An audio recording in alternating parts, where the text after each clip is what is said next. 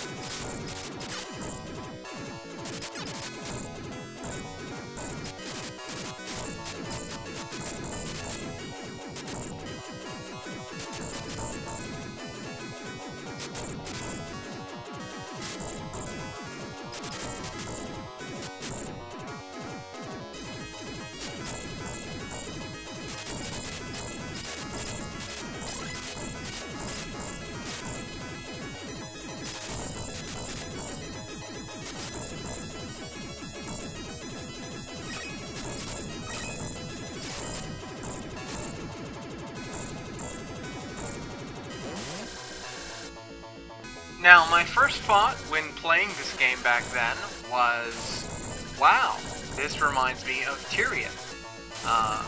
Because I got the game quite a bit after it was released, and therefore the PC shooter Tyrion had been out, and I had been playing the demo of that. And it is somewhat similar in the way it plays. But at the same time, it's very different. The biggest difference I can note is the fact that in Tyrion, you have a shield and a certain number of armor points. In this game, if you get hit once by a bullet, you die. So dodging becomes far, far more important than it ever was in Tyrion.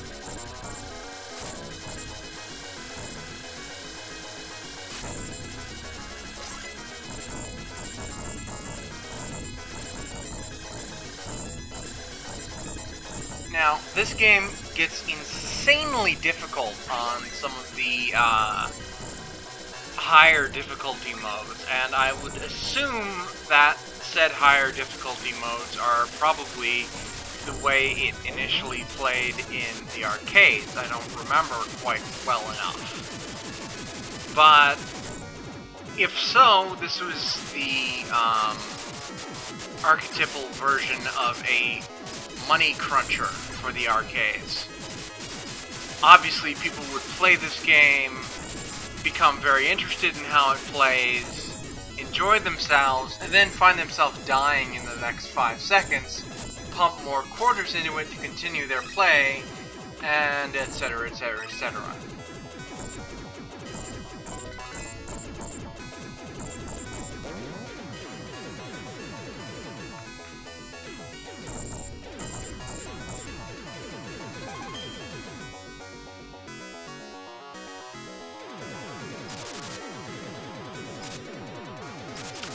These enemies are some of my least favorite from the first stage because of the fact that unless you have this particular weapon that I have here, they are practically unkillable.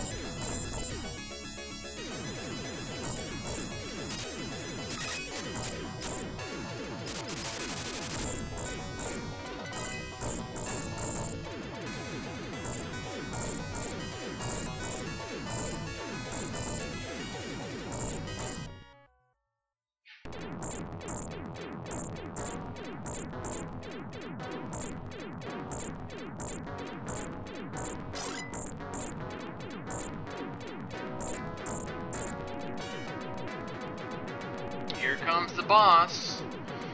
Now, usually this would be an extremely long gunfight, but as you can see here, I decided to use my bombs.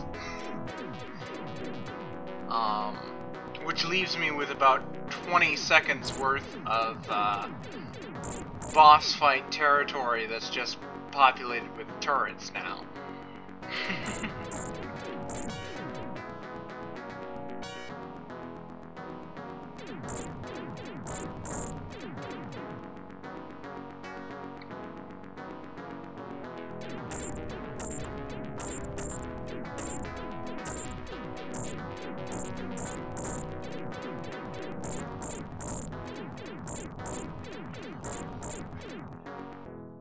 And that, rather unceremoniously, is the end of the first stage.